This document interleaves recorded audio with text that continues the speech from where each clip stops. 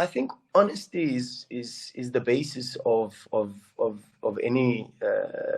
working environment, because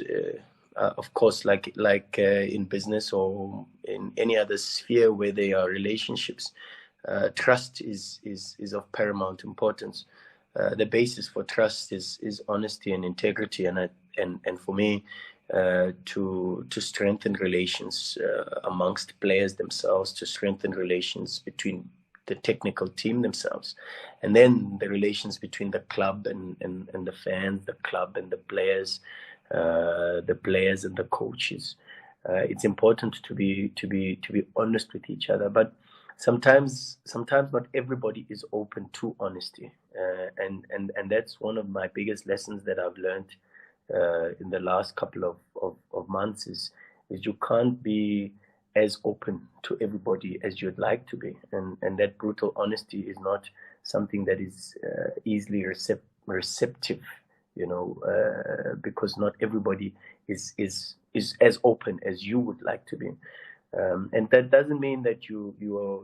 lose control, or you lose your leadership style, but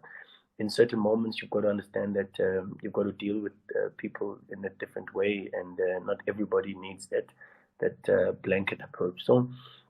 for me, the honesty is the basis of trying to strengthen relations and the trust. Because without that, then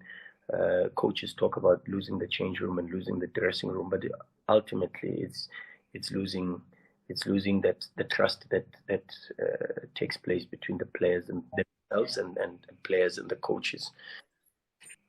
You can't always speak what's on your mind with everybody, and you've got to learn. And I, as a young coach, I went through that phase where I thought I've just got to deal with everybody the way I deal with everybody, and that's that's about fairness, that's about openness, and that's the honest way to do things. But I then came to realize that you can't always be as honest and as approachable to everybody as a coach, and sometimes you've got to be